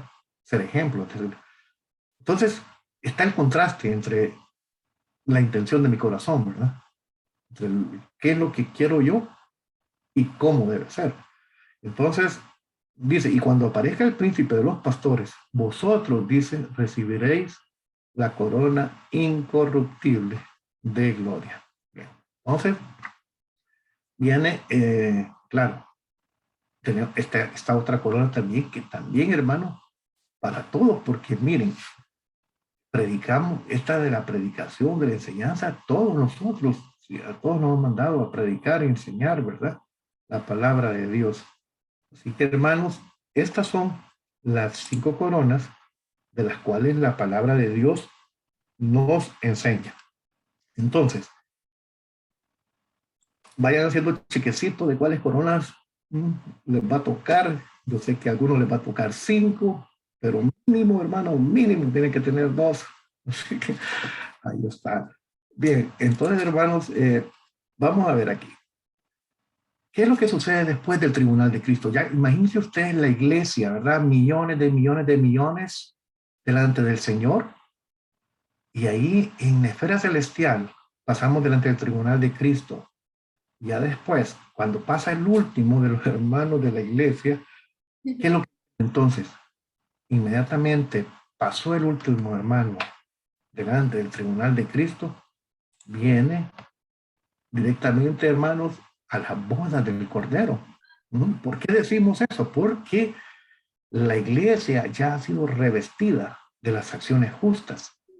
Las acciones justas se revisten como vestidos de lino fino, limpio y claro, ¿verdad? Vamos a vernos aquí. Entonces, ¿qué es lo que es? Inmediatamente la boda del Cordero? Después de comparecer al tribunal de Cristo, viene el cumplimiento de la promesa hecha por Cristo en cuanto a que estaríamos para siempre con Él. Y se consuma una relación prometida, fíjense bien, en la cual Cristo es el esposo y la iglesia es la novia, la esposa del Cordero. Antes, les voy a ser sincero, a mí la palabra me molestaba un poco siendo hombre, porque me decía la esposa del Cordero. Yo soy hombre, ¿verdad? ¿Cómo va a ser la esposa? Pero en realidad, lo que entendí, porque el Espíritu Santo me es que lo que me está hablando, lo que me está hablando, o lo que nos está hablando, cuando dice que la iglesia es la esposa del Cordero, nos está hablando de una unión en la cual Cristo le está prometiendo eternamente estar con la iglesia permanentemente y unido por la eternidad. Sí. Amén. Miren qué lindo, ¿verdad? Entonces, ¿qué es lo que dice? Fíjense, Apocalipsis 19, 7 al 9. Oiga, gocémonos. Esta es la alabanza que cantamos en la iglesia. Sí. Y alegrémonos y démosle gloria, porque han llegado las bodas del Cordero y su esposa se ha preparado, y a ella se le ha concedido de que se vista de lino fino, limpio y resplandeciente, porque el lino fino es las acciones justas de los santos. Entonces, ¿cómo sabemos que es después del tribunal de Cristo? Porque la iglesia ya está vestida con lino fino, que son las acciones justas. ¿Y quién las ha clasificado como justas? El único que puede calificarlas como justas es Cristo. Es decir, que ya pasamos delante del tribunal de Cristo y estamos toda la iglesia con nuestro vestido limpio y resplandeciente. ¿Ya? Y dice, me dijo el ángel, escribe, bienaventurados los que son llamados a la cena de la boda del Cordero. Y estas son las palabras verdaderas de Dios. Ahora, es una pregunta teológica ahorita. Y la respuesta la van, algunos pueden saberla ya o la van a entender más tarde, pero vamos a ver. Fíjense bien. Dice que han llegado las bodas del Cordero y su esposa se ha preparado. Pero aquí dice, bienaventurados los que son llamados a la cena de la boda del Cordero. ¿Quiénes son los llamados a la cena de la boda del Cordero? Los ángeles, hermano. Los ángeles. Bueno, pero la respuesta está bien en el sentido que usted descartó que era la iglesia, porque mucha gente piensa que cuando dice que los llamados a la cena es la iglesia, y la iglesia no es llamada a la cena, porque la iglesia es la esposa del Cordero. Entonces, ella los invitados a la cena son, ya vamos a ver quiénes son más adelante, ¿verdad? Cuando lleguemos al estudio del Apocalipsis, vamos a ver quiénes son. Pero no vayamos a confundir esto, los llamados a la cena, no es la iglesia, porque la iglesia es la esposa del Cordero. El esposo invita, ¿verdad? Ella es parte de los que invitan. ¿Quiénes son los invitados? Ya vamos a ver quiénes son los invitados cuando entremos y veamos el tema del milenio, ¿verdad? Que ahí tiene que ver mucho con eso. Bien, entonces, hermanos, viene lo que es la boda del Cordero y vamos acá. Vamos a ver. ¿A qué se refiere la expresión boda del Cordero? O sea, cuando la Biblia dice la boda del Cordero, ¿quién es el Cordero? Obviamente se refiere a Cristo, ¿verdad? Pero ¿por qué, hermanos? ¿Por qué no se le llamó las bodas del león de Judá? ¿O por qué no se le llamó las bodas del Mesías? ¿Por qué se le llamó la boda del Cordero? ¿Qué cree Porque usted? porque Jesús fue el que hizo el sacrificio. Él mismo se llamó Cordero de Dios. Amén. Y el hecho que él fuera el Cordero, o sea, esa obra, fíjese bien, muy bien, el Cordero simboliza el sacrificio, ¿verdad? Era Cristo. Pero, ¿por qué las bodas del Cordero? O sea, porque, en fin, no está puesto por gusto. Acuérdense que el Señor es sabio y lo que pone, lo pone con un propósito. ¿Por qué creen ustedes que además de, sí, ciertamente, el Cordero es sacrificio, pero ¿por qué identificarlo así? ¿Por qué más piensan ustedes que lo identificó como la boda del Cordero? Porque vamos a comer cordero en la cena. Por su El plato santidad, principal. hermano. Por la santidad. Por la santidad. Bueno, lo que el Cordero sí representa mansedumbre y todo, pero ¿no les parece a ustedes, fíjense bien la pregunta, ¿no les parece a ustedes que el sacrificio nos habla de que esa obra redentora alcanzó a los hombres a los que un día estuvimos lejos y que estos hombres llegaron a ser parte por la obra expiatoria de la iglesia? Que esa iglesia que fue lavada por la obra del sacrificio del Cordero es la que ahora se une eternamente con su Redentor, ¿no? Ah, sí. Porque si hubiera la boda del león de Judá, hubiese estado más asociado con la figura del león, ¿verdad? En Israel, pero aquí asociado con la figura del Redentor, a través del cual millones de millones fuimos salvos por su obra. Entonces, las figuras a él le corresponden. Al Cordero, decir la boda del Cordero. le corresponde a Cristo mismo, ¿verdad? Eso, ajá, pero de las figuras que se utilizan para hablar de Cristo, le corresponde a la del Cordero. Sí, exactamente. O sea, a Cristo, la figura, vamos a ver si entendí, que si la figura está asociada a Cristo por la obra que él hizo, ¿no? Sí. Claro, vamos a ver citas bíblicas que nos hablan de eso. Miren, dice, Apocalipsis 5, 6, 10. Y miré y vi que en medio del trono y de los 4 seres vivientes y en medio de los ancianos, fíjense, no vio un león, ¿no? No vio un águila con sus alas abiertas. Ajá. Estaba en pie un cordero como inmolado, que tenía 7 cuernos, 7 ojos, los cuales son los 7 espíritus de Dios enviados por toda la tierra. Cuando lleguemos a Apocalipsis vamos a estudiar que no es que haya 7 espíritus, sino que es el Espíritu Santo, pero la plenitud del Espíritu con todos sus atributos que se menciona acá.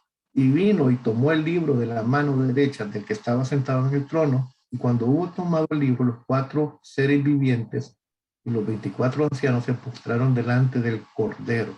Todos tenían arpas y copas de oro llenas de incienso, que son las oraciones de los santos. Entonces, se identifica el Señor Jesús como el Cordero. La obra, las bodas, está asociado a los favorecidos por el Cordero. O sea, la iglesia misma, ¿verdad? Otra cita dice, fíjense, Juan Bautista, el Cordero de Dios, el siguiente día vio Juan a Jesús que venía a él y dijo, he aquí el Cordero de Dios que quita el pecado del mundo. ¿No? Todavía hay clase, mi amor. Y Isaías 53:10 dice, y con todo eso Jehová quiso quebrantarlo, sujetándole a padecimiento, y cuando haya puesto su vida en expiación por el pecado, verá linaje, vivirá largos días, y la voluntad de Jehová será en su mano prosperada. ¿Ya? Entonces, ¿qué es lo que nos está hablando de aquí? De la obra expiatoria de Cristo, ¿no? Cristo representado como un cordero. Entonces, es bien significativo, hermanos, cuando decimos la boda del cordero, porque hay un significado profundo ahí, en el sentido que la expresión cordero está íntimamente ligada a la obra expiatoria de Cristo, y las bodas del cordero lo que nos está hablando de nosotros, que hemos sido beneficiados a través de la obra expiatoria que Cristo mismo hizo, que no teníamos derecho, pero que ahí estamos, ¿verdad? Entonces, hermanos, tenemos esa gran bendición de parte de Dios. Además, también Pedro habló acerca de Cristo como el Cordero, y bueno, y otras citas más. Ahora, la expresión bodas también nos da la idea de unión, ¿verdad? Se casó la hermana María y el hermano Juan. Bueno, esa boda, lo primero que nos viene a la mente es una unión. Solamente que esta unión es de carácter indisoluble. Imagínense ustedes si fue el Señor mismo que dijo que lo que Dios une no lo separa el hombre. En términos espirituales, lo que Dios une en la esfera celestial, ¿quién lo podrá separar? Va a permanecer indisolublemente, va unido por la eternidad, ¿verdad? Nadie lo puede separar. Entonces, hermanos, podemos decir que la boda del Cordero es la consumación del plan eterno respecto a la iglesia. Es decir, la iglesia era un misterio, no se conocía en el Antiguo Testamento, se conoció cuando, después de que Cristo resucita, fue Cristo quien la instituyó, la levantó. Pues bien, se consuma ese plan eterno que en eternidad fue diseñado por Dios. Cuando sea Apocalipsis 19 y diga, la esposa se le ha concedido que se vista de lino fino. Bueno, en ese momento se consuma ese plan de Dios eterno y la iglesia se une eternamente con el Señor. Efesios 3:7, vea, que dice que por revelación me fue declarado el misterio, como antes lo he escrito brevemente, leyendo lo cual podéis entender, pues sea mi conocimiento en el misterio de Cristo. Misterio, y aquí lo explica, que en otras generaciones no se dio a conocer. Es decir, esto no lo conoció Abraham, no lo conoció David, no lo conoció Isaías, lo conoció ahora a través de Pablo la iglesia. Dice, a los hijos de los hombres como ahora es revelado a sus santos apóstoles y profetas por el Espíritu, que los gentiles son coherederos y miembros del mismo cuerpo y copartícipes de la promesa de Cristo Jesús por medio del Evangelio. Bien, esa promesa se consuma aquí, en la boda del Cordero, en Apocalipsis 19, hermanos, en la esfera celestial, después de haber pasado por el tribunal de Cristo, viene la consumación de eso. Por eso la palabra habla que la comunión con Dios por la eternidad va a ser realizada a través precisamente de este evento que va a ocurrir en la esfera celestial. Vamos a ver cómo lo dice en Juan 17:21 para ir cerrando ahorita. Dice, para que todo, esta es la oración de Jesús, vean, fíjense bien, para que todos sean uno, como tú, oh Padre, en mí y yo en ti. También ellos sean uno en nosotros. Esa uno en nosotros, ¿cuándo se va a consumar? ¿Cuándo? Bueno, en la boda del Cordero viene la consumación de esta promesa hecha por el Señor, que también primero de Juan 3:2 lo describe así: amados, ahora somos hijos de Dios. Es lo que somos.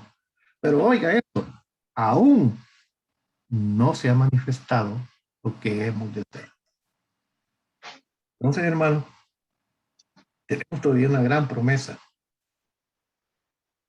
Somos hijos de Dios. Aún no se ha manifestado lo que hemos de ser, pero sabemos que cuando Él se manifieste, seremos semejantes a Él porque le veremos tal como Él es. Entonces, hermanos, tenemos esta promesa enorme y que tiene que ver con las bodas del Cordero. La unión indisoluble, ahí no sé qué lindo, por la eternidad. Nada, o sea, ¿quién nos podrá separar? ¿Quién nos podrá separar de Cristo? Hambre, tribulación, nada, ni lo alto, ni lo bajo, ni lo claro, nada nos puede separar. Bien, esta unión será indisoluble por la eternidad. Ocurre en el cielo, inmediatamente después del tribunal de Cristo. Mientras tanto, en la tierra, hermanos, la gran tribulación, ¿verdad? Así que llegamos hasta aquí, vamos a continuar a terminar la boda del Cordero y vamos a comenzar la otra semana la gran tribulación también, para ver qué es lo que va a ocurrir en la tierra. ¿Y por qué decimos que son 7 años lo que va a durar la gran tribulación? Ya vamos a ver de dónde salen los 7 años también. Bien, hermanos, ¿alguna preguntilla?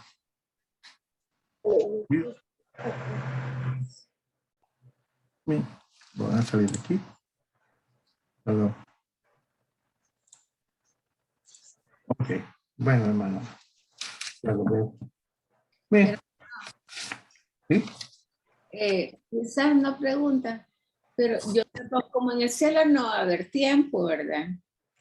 ¿Sí? Pero imagínese cuánto va a durar, cuánto tiempo se va a llevar, pensándolo humanamente, ¿verdad?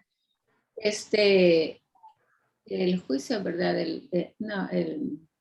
Cuando El tribunal de Cristo, porque los hombres de todos los tiempos.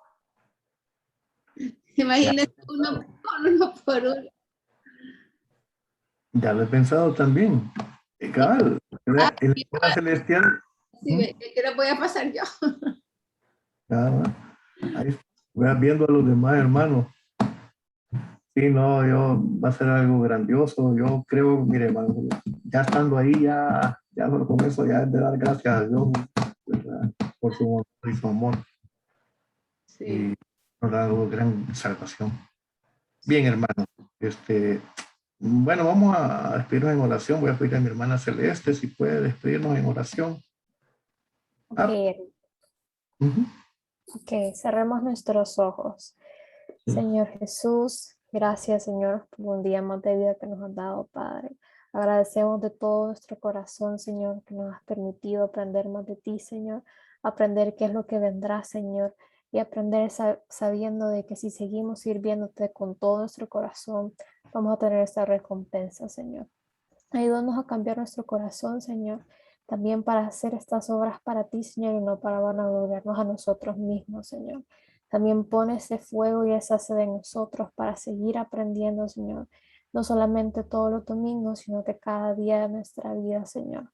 Tener esa sed y nunca saciarla, Señor, porque tú eres eterno, eterno y dulce, Señor. Gracias, Padre. También te pedimos por todos nuestros hermanos que pueden padecer alguna enfermedad, algún problema, Padre. Te pedimos que tú pongas tu mano sanadora, Señor, que tú estés con ellos, Padre. Sabemos que tú no los vas a dejar solos y que les dejes ese consuelo, Señor. También te pedimos por los alimentos que vamos a poder consumir, Señor. Te damos las gracias porque es gracias a ti, Señor, que podemos tener esos recursos, que podemos tener comida, podemos tener un hogar, Señor, que podemos también disfrutarlos con las personas que nosotros queremos, y eso es una bendición, Señor, que a veces damos por sentado. Y también muchísimas gracias, Padre, porque tú nos das estos recursos como el Internet y como el Zoom para poder aprender de ti. Todos juntos, Señor, aunque estemos cada uno en nuestras casas o en cualquier lugar, de poder aprender de ti, Señor, unidos como grupo. Muchísimas gracias, Señor, y en el nombre de Jesús yo oro. Amén. Amén. Bueno, gracias, Señor. Gracias, hermano. Dios Bueno, le bendiga. ¿Va a pasar lista, hermano? Sí, perdón. Esperen, no hay más, no se vayan. Voy a pasar lista, permítanme. Sí, permítanme. Hermana Acha pidió permiso, pero su mamá. Sí, ¿verdad? Hermana Celeste. Sí, hermano, está en una clase, tiene un examen algo ahí, pero sí, aquí está, hermano, gracias. Sí. Hermana Iliana Chávez. Hermana Iliana. Aquí, hermano. Ok, gracias. Hermana Irene Pleites. Hermana Irene. Hermana Irene. Ahí estaba. Estaba. Sí. Bueno, aquí está Irene Hércules. Sí, el nombre está nada más. Irene Margarita Pleites. Ok. María Isabel ya está. Tiene permiso por enfermedad. Hermana Zulma, no, hermana Zuria, aquí ya la vi también, ¿verdad? Hola. ¿Qué tal, hermana Zuria? Viva. Luego, hermana Mónica. Mónica. Sí, aquí. Ok, bueno, de acuerdo. Luego, Axel. Axel. Axel. Estaba Axel también. Estaba.